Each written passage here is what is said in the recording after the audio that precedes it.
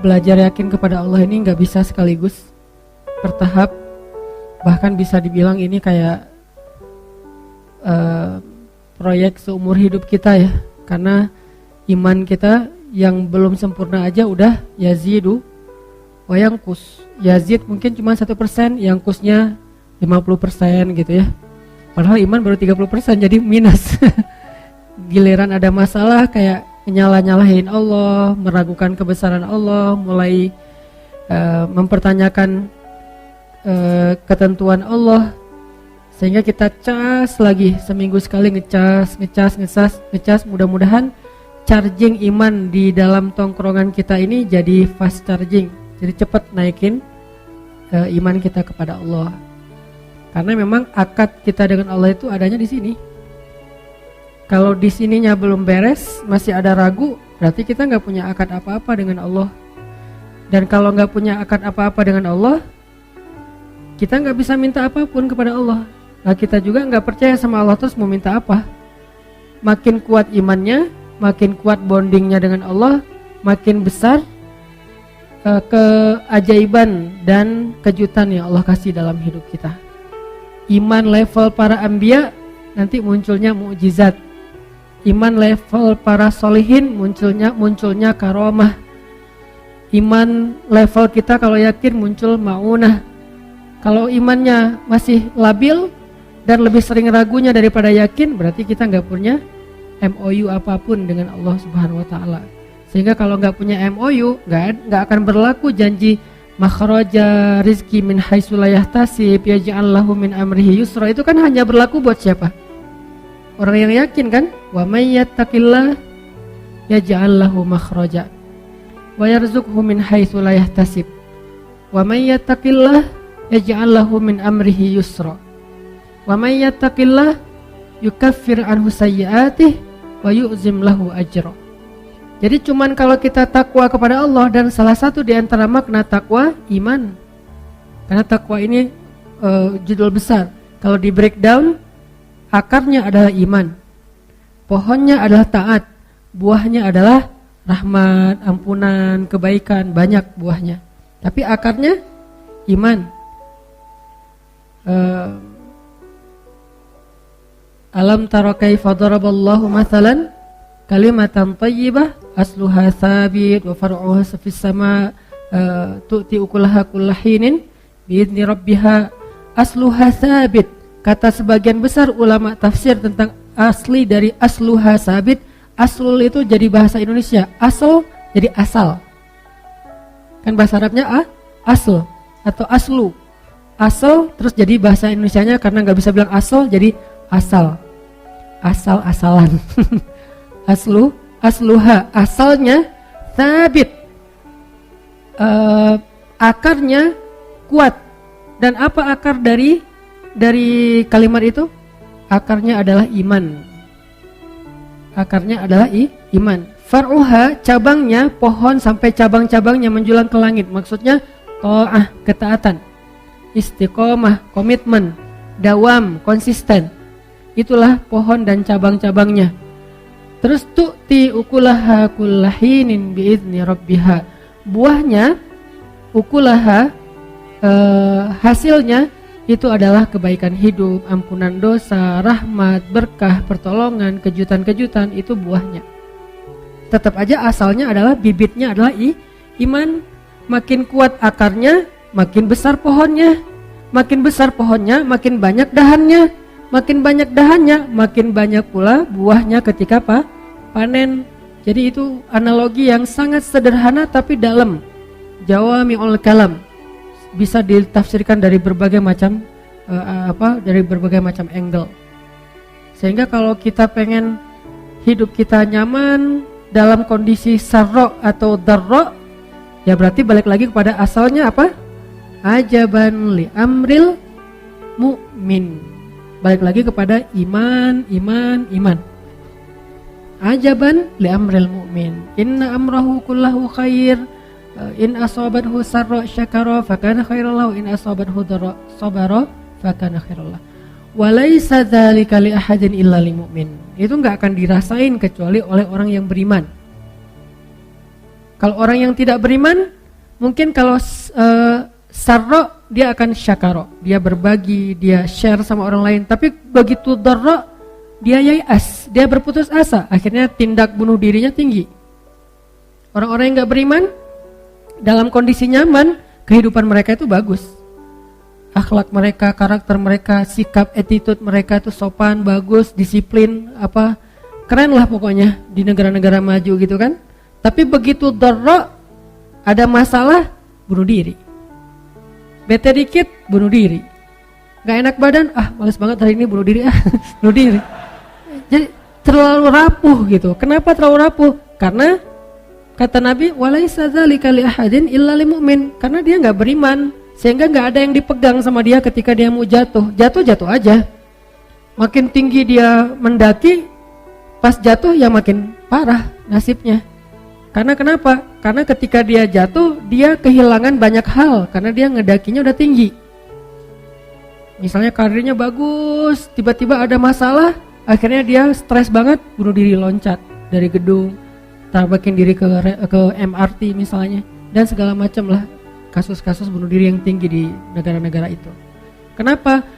Walaisa dzalika li ahadin illa li mu'min. Kalau kita juga kayak gitu, walaupun kita ngakunya orang mukmin, wa ma hum bimu'minin fi qulubihim marad, ada masalah di hati mereka. Masalah apa? Raib, keraguan. Masalah apa? Syak, gak yakin sama Allah Subhanahu wa ta'ala. Atau masalah apa? Adzannina billahi dhanna saw, berburuk sangka kepada Allah Subhanahu wa ta'ala. Nauzubillah min dzalik. Sehingga kita cas lagi iman. Dan dengan analogi-analogi yang tadi saya sebutin, di antara analoginya misalnya, kalau kita datang ke sebuah smart city, kita merasa nyaman. Satu, gak khawatir kesasar. Kenapa kalau di smart planet kita gak merasa nyaman? Bukankah bumi ini smart planet dibandingkan dengan planet-planet yang lain? Kenapa? Karena Allah sudah membuat sistem di bumi ini udah paling smart, ketimbang dengan planet yang lain. Kalau misalnya kita diberikan kesempatan tinggal di planet yang lain, kita bakalan lebih effortnya tuh habis-habisan, mungkin gak akan survive. Kenapa? Karena bukan smart planet. Bumi ini smart planet satu-satunya mungkin di jagat raya yang luar biasa besarnya ini. Dan Allah tempatkan kita di sebuah smart planet yang udah disediakan segala macam, sistemnya tuh udah keren banget, semuanya jadi mudah buat kita. Kan mudah banget kan? Berjalanlah kalian di muka bumi, carilah karunia Allah dan segala macam, Allah mudahkan untuk kalian. Tidak ada satupun hewan melata yang jalan pakai perut kecuali Allahi rizquha, Allah yang menjamin rezekinya. Berarti kan sistem kehidupan di planet kita itu udah paling smart. Kalau di smart city aja yang dibikin sistemnya oleh manusia kita tenang. Kenapa? Karena udah smart, gak mungkin kesasar dong. Petunjuknya tuh kadang-kadang kita bisa, kalau kita pakai SIM internasional, kita bisa nyetir tanpa merasa khawatir kesasar karena petunjuk arah lalu lintasnya itu udah jelas banget. Nyetir aja sendiri di luar negeri. Yang penting SIM-nya SIM internasional, misalnya di beberapa negara yang masih menggunakan SIM internasional. Jalan, kenapa kok nggak khawatir kesasar? Pertama udah ada smartphone. Kedua tinggalnya di smart city. Ketiga orang yang ada di sana semuanya smart citizen. Yang kalau kita nanya mereka ngejelasin dengan baik, dengan senyum, dengan ramah, humble. Smartphone, smart city, smart citizen, smart car lagi kadang. Di situ udah ada. Gak usah pakai smartphone, kalau habis baterai udah ada di situ juga Google Map-nya. Dan mobilnya juga udah disetting, gak boleh lebih dari 80 km per jam. Kalau kecepatan dia pasti akan stabil sendiri. Udah smart semuanya kan, nyaman ya. Jalan kemana-mana, makan segala macam, udah ada petunjuknya.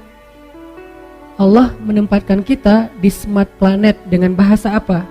Alam yajidka yatiman fa'awah wa wajadaka dhallan fahada wa wajadaka ailan fa'aghna. Bukankah Allah mendapatimu dalam keadaan sendiri? Sendiri ini jangan selalu diterjemahin itu ya. Sendiri di sini artinya nggak punya teman atau mungkin nggak punya kenalan.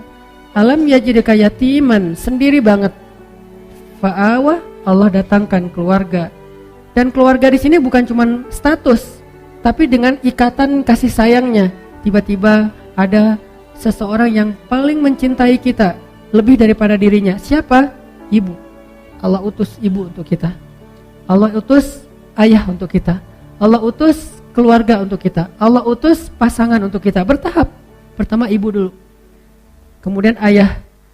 Kemudian sahabat. Sahabat dari geng SD atau TK, SD, SMP, SMA. Kan itu geng kita banget tuh. Yang sama kita tuh udah akrab banget, baik banget, setia banget. Kadang-kadang ribut sedikit tapi kesetiaannya luar biasa. Kadang-kadang mereka berkorban untuk kita. Fa'awah. Dan nanti lebih keren lagi dikasih pasangan halal. Fa'awah. Bukankah Allah yang mendatangkan mereka satu persatu? Bahkan kadang-kadang cara-cara Allah mendatangkan itu ajaib banget. Cerita-cerita orang yang ketemu dengan jodohnya, dengan pasangan halalnya kan luar biasa ya. Fa'awah. Lalu didatangkan anak. Sehingga apa? Ketika kita tua, anak kita yang akan merawat kita. Ketika kita masih kecil, ibu kita yang merawat kita. Jadi tetap aja ada fa'awa, fa'awa, fa'awa di awal, fa'awa di tengah, fa'awa di akhir. Terus saja kayak gitu. Kalau kita masih on the track ya.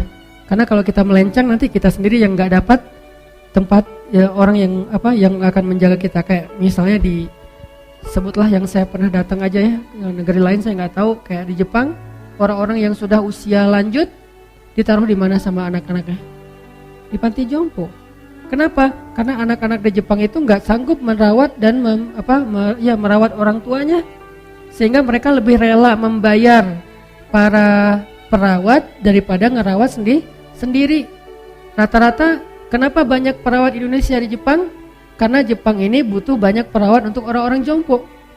Dan ada gap antara usia muda dengan usia tua. Mungkin sekitar 10 tahun lagi Jepang akan krisis anak muda. Beda dengan Indonesia, malah bonus demografi. Kalau di sana malah minus. Sehingga banyak dari Indonesia yang dibawa ke Jepang untuk jadi perawat buat panti jompo salah satunya. Kenapa? Orang Jepang nggak punya kemampuan merawat orang tuanya. Dan emang mungkin udah hilang moral itu ya. Jadi nggak beban lagi, nggak ngerasa malu kalau orang tuanya ditaruh di panti jompo. Kalau di kita kan masih ada beban moral ya. Naruh orang tua di panti jompo kayak aib. Wah, nggak ngerawat orang tua, anak yang durhaka kan gitu kan. Kenapa? Masih fa'awah. Ketika fa'awah ini dicabut, satu, pas lahir gak ada ibu. Tapi karena dia malaikat kecil, Allah ganti dengan ibu angkat. Allah ganti dengan orang tua angkat.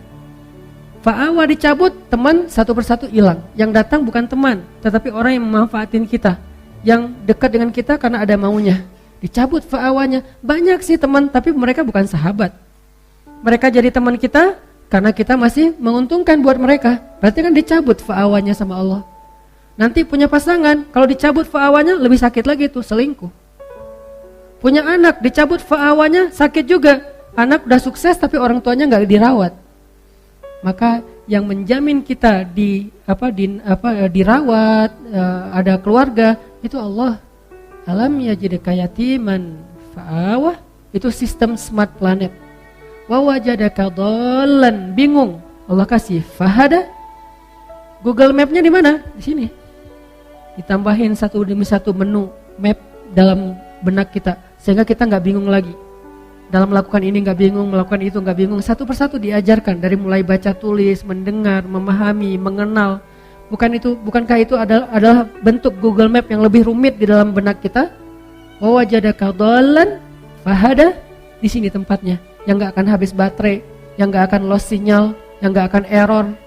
Kecuali kita sendiri yang bikin dia error. Aslinya ini keren banget, lebih smart daripada smartphone. Yang bahkan banyak sekali penelitian bahwa smartnya otak manusia itu entah berapa ribu kali lebih smart daripada komputer. Dikasih wa wajadaka ailan fa'aghna, bukankah kamu didapati dalam keadaan kekurangan, kelaparan, tidak punya apapun, lalu Allah aghna, mencukupkan? Lebih baik Allah cukupkan daripada Allah hilangkan rasa kecukupan. Karena ada orang yang meminta kelebihan harta, padahal yang paling penting itu kecukupan harta. Karena kalau udah dicukupkan, bukan hanya hartanya yang cukup, tapi rasanya juga cukup. Dan rasa cukup itu disebut dengan qanaah. Ada orang yang dikasih harta berlebih tapi tidak dikasih kecukupan, tidak pernah merasa cukup, merasa kurang aja tuh. Dikasih ini kurang, dikasih itu kurang, terus saja kurang.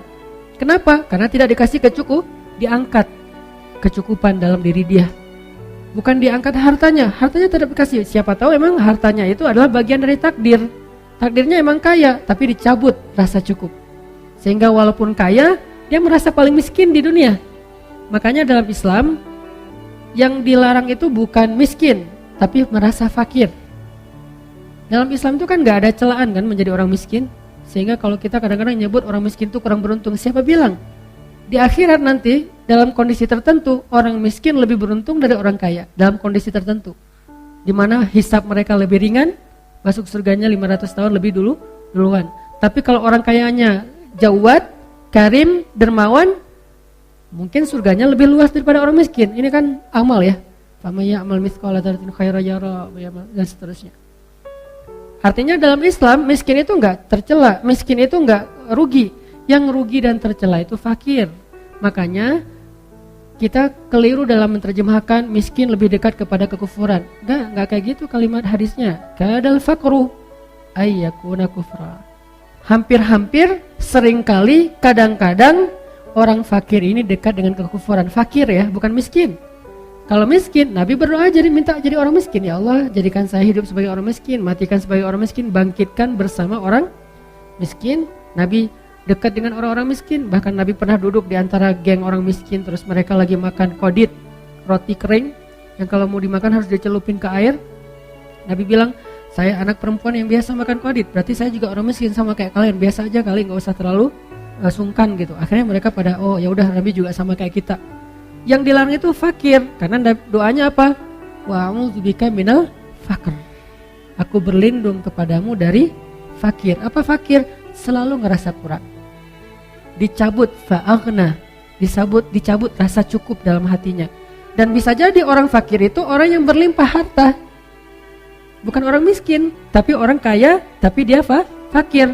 Fa'aghnanya dicabut, sehingga dia selalu ngelihat orang yang lebih dari dia dalam urusan materi, dalam urusan dunia, dalam urusan harta, sehingga akhirnya dia selalu merasa kayak kurang biasa aja. Mobilnya udah harga 500 juta, ngelihatnya yang 1,1 M. Dikasih 1 M, ngelihatnya yang harga 3 M.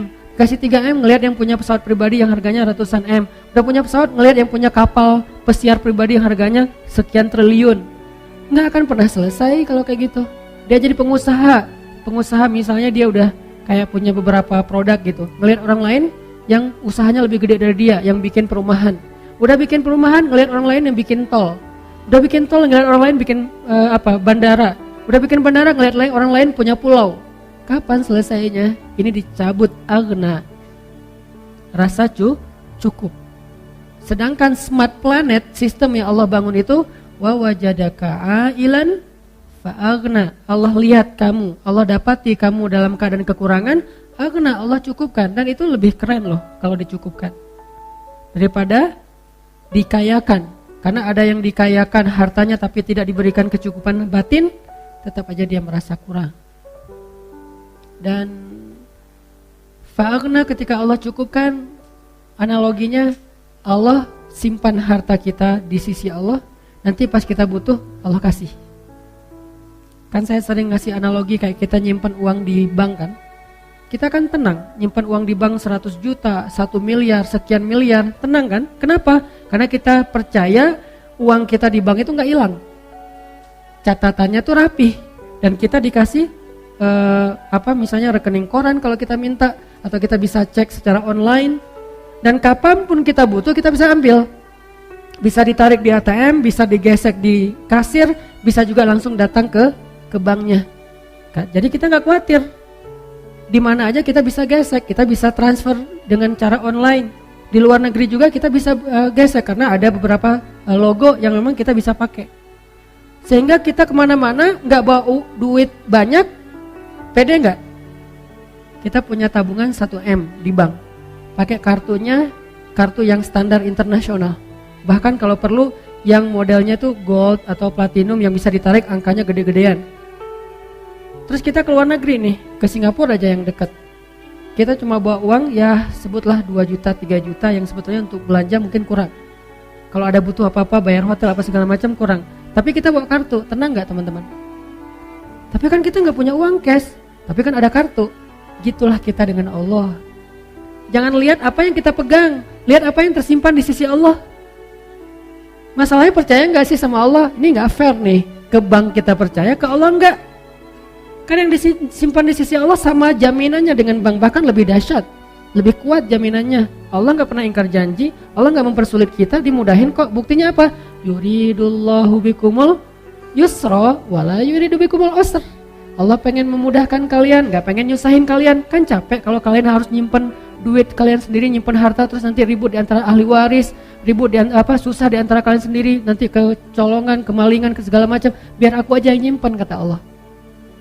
Masalahnya kita kalau disimpan Allah kayak suka ragu gitu. Akhirnya kita khawatir, gimana ya nanti kalau sakit nggak ada uang? Ada di Allah. Gimana ya nanti kalau ada masalah nggak ada tabungan sama sekali? Ada di Allah. Iya kan? Tapi kan tetap harus ada cashnya. Nah ini nih poinnya nih, nggak fair. Kalau kita ada uang di bank dengan kartu doang, kita nggak ngomong kayak gitu. Gimana ya keluar negeri nggak bawa uang sama sekali? Kan ada kartu. Oh ya udah, ya aman lah kalau kayak gitu, tinggal digesek. Kok ke bank bisa gitu, ke Allah nggak bisa gitu? Nggak fair. Kalau nggak fair, itu bukti bahwa iman kita tuh sebetulnya tuh nggak kuat. Kalau kayak gitu ya gimana kita mau dapat surprise dan miracle dari Allah? Jadi nggak apa-apa kita nggak pegang banyak, tapi begitu butuh tinggal gesek. Geseknya gimana? Tinggal gini doang. Lebih gampang daripada kita ke ATM. Belum lagi nanti ternyata di ATM itu cuma bisa transfer, nggak bisa narik karena habis duitnya. Belum lagi ATM-nya ada yang error. Kalau ini pernah error, jangan berdoa sekarang, kenapa? Doa lagi error. Nggak ada kan? Nggak ada waktu yang error dalam berdoa. Setiap saat kita bisa berdoa dengan mudahnya. Yuridullahu bikumul yusra. Allah tuh pengen mudahin kalian, nggak pengen nyusahin kalian. Karena kalau kalian pegang harta yang banyak banget, kalian susah. Bayar pajaknya, belum lagi nanti maintenance-nya, belum lagi nanti keributan di antara keluarganya, belum lagi kecemburuan orang kepada kalian. Udah deh, daripada kalian susah megang-megang aset itu, aku pegang aja. Nanti kalau butuh bilang ya, gitu. Kan gitu kan akadnya. Kalau butuh bilang, wa may yattaqillah yaj'al lahu makhraja wa yarzuqhu min haitsu la yahtasib wa may yattaqillah yaj'al lahu min amrihi yusra. Kan gitu sederhana. Tinggal gini doang. Cara gesek ATM kita ke Allah tuh gini doang. Dan kata Nabi dalam hadis qudsi, aku malu kalau hambaku mengangkat kedua tangannya meminta kebaikan lalu gak memberi. Allah malu, gak mungkin gak dikasih, pasti dikasih. Cuman cara Allah ngasih 3 model. Kadang dikasih persis kayak yang kita minta, kadang dikasih lebih banyak, lebih baik dari yang kita minta, kadang dikasihnya dengan model yang lain yang sama dengan nilai yang kita minta. Kayak misalnya kita punya kartu ATM, belanja nih di luar negeri, kita gesek. Bisa kita gesek dan akan keluar angka sesuai dengan yang kita sebut. Bisa juga, Pak, ini ada bonus. Bisa gitu kan? Begitu kita mau bayar sesuatu kan suka gitu tuh, ada bonus dari banknya. Begitu mau bayar, Pak, ini ada bonus mau dipakai enggak? Ada poin. Sehingga yang tadinya harganya 1 juta, gara-gara poin jadinya 750.000, poin 250.000. Mau dipakai enggak? Kan suka gitu ya, bisa aja gitu. Bisa persis, bisa ditambah dengan bonus. Bisa juga diganti dengan yang lain. Pak, selain dapat bonus ini, Bapak nanti dapat merchandise, dapat hadiah apa, misalnya ternyata Bapak dapat mobil, dapat apa. Kan gitu cara Allah. Yang pasti bisa banget. Dan Allah kalau transaksi dengan Allah itu jauh lebih banyak untungnya daripada dengan makhluk.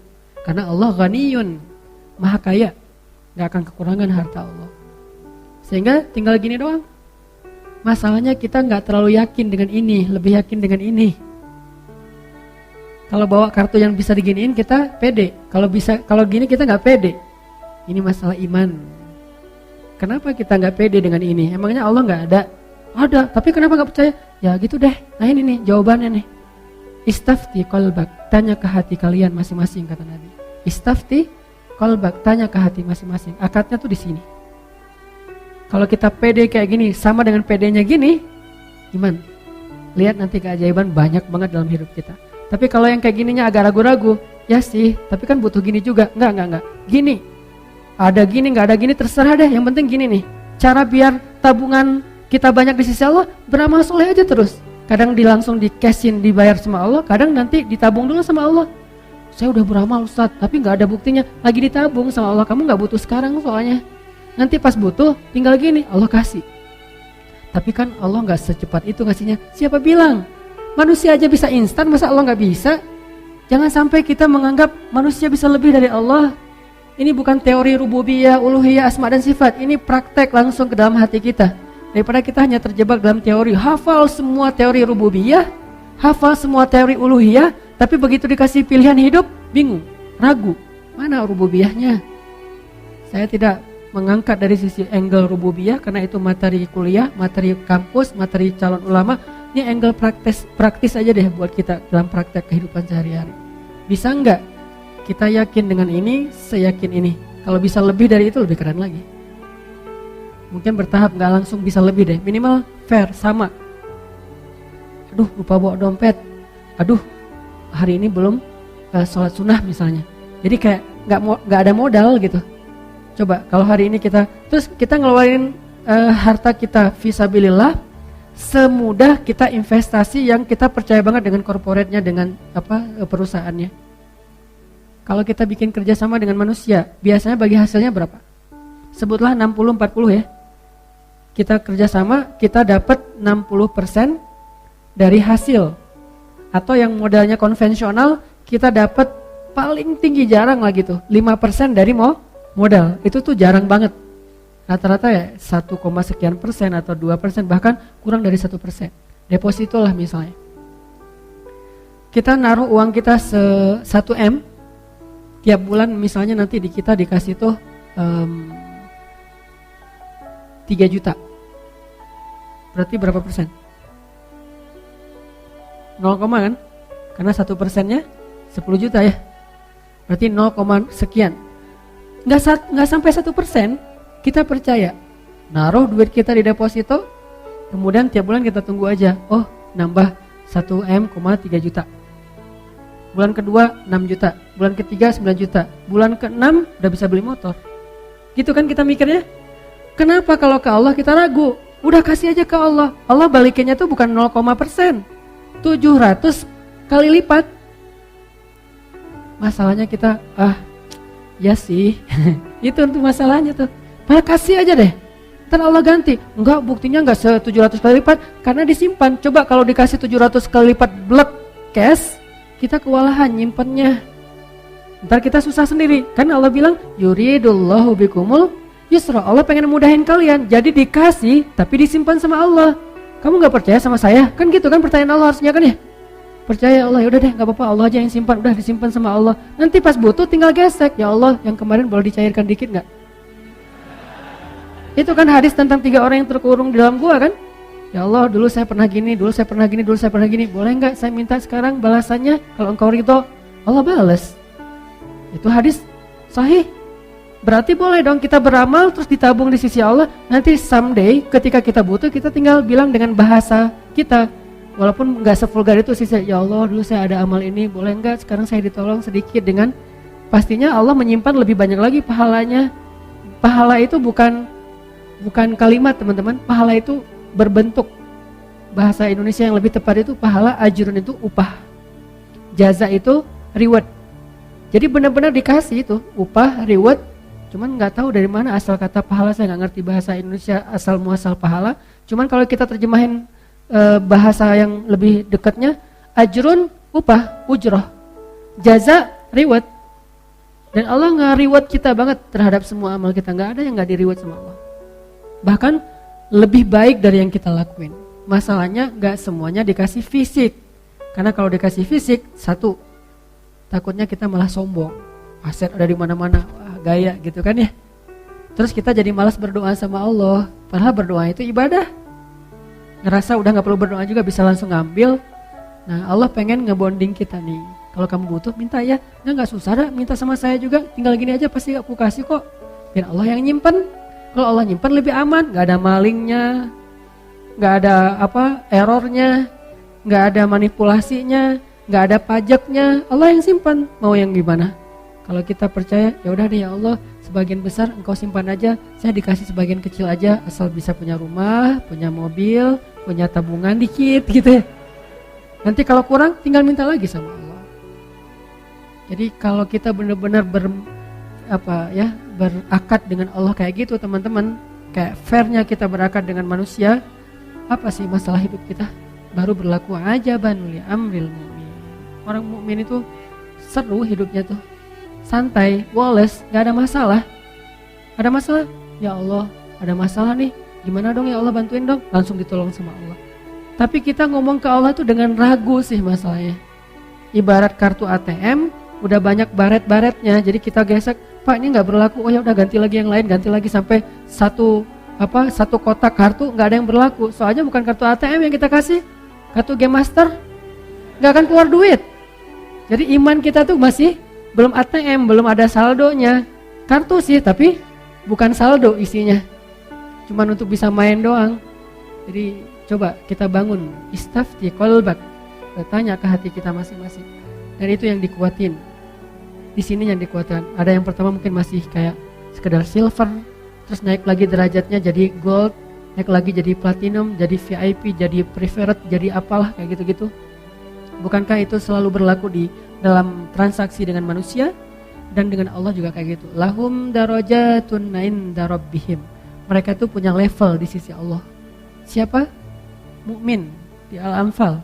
Lahum darajatun, mereka punya level. Ada yang levelnya cuma silver, tabungannya sekian, bisa ditarik dalam sehari cuma sekian. Ada yang levelnya mungkin di bawah silver, simpedes misalnya, narik gak bisa di ATM, harus ke bank gitu, ngantri dulu. Ada yang di atasnya yang gold, bisa ditarik 100 juta sehari. Ada yang di atasnya yang mungkin platinum, bisa ditarik sekian ratus juta sehari. Ada yang levelnya udah preferred atau VIP banget, yang kalau kita datang ke bank itu dia nggak perlu ngantri, langsung masuk ke atas, ketemu dengan customer service-nya, disediain makanan, minuman, kita ngobrol seperti teman, terus dimudahin semua urusan kita.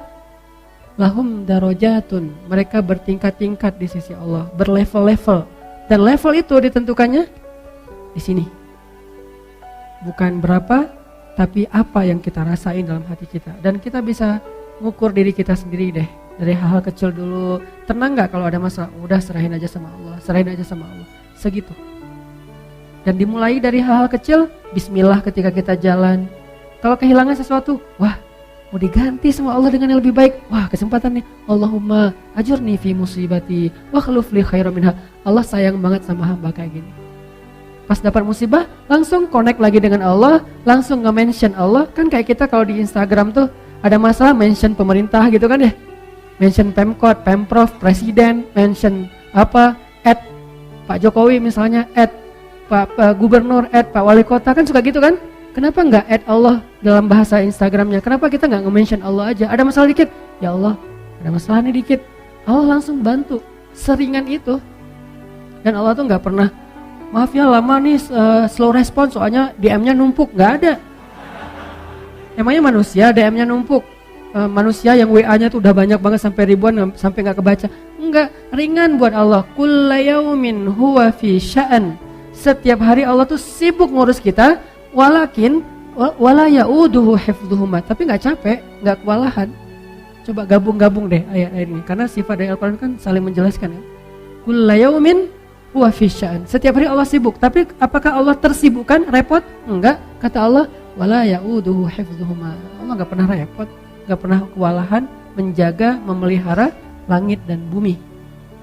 Simple hidup kita tuh kalau kita believe, trust, keep the faith kepada Allah Subhanahu wa Ta'ala. Ini yang kita tajdid teman-teman. Mulai dari hal kecil, bismillah, bismillah, bismillah.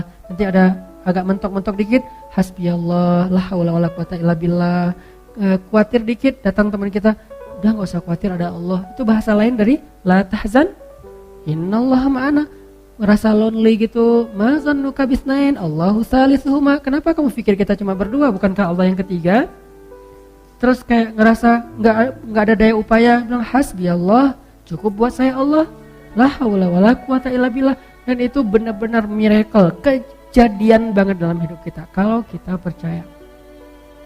Passwordnya iman, passwordnya belief, passwordnya sami'na wa ata'na. Kalau itu benar-benar terasa di hati kita, kalimat la haula, kalimat hasbiyallah, kalimat-kalimat iman itu terasa di sini nih, udah tenang aja hidup. La tahzan, ala bidzikrillah tatmainnul qulub. Ini semua yang kita omongin malam ini, kalau diteorikan namanya rububiyah. Cuman kita nggak usah terjebak dengan istilah, tapi maknanya yang paling penting supaya kita bisa langsung praktek. Semua yang kita omongin rububiyah, pemeliharaan Allah, penjagaan Allah, kepemilikannya milik Allah, segala macam lah dari makna Rabb. Udahkah kita rububiyah kepada Allah?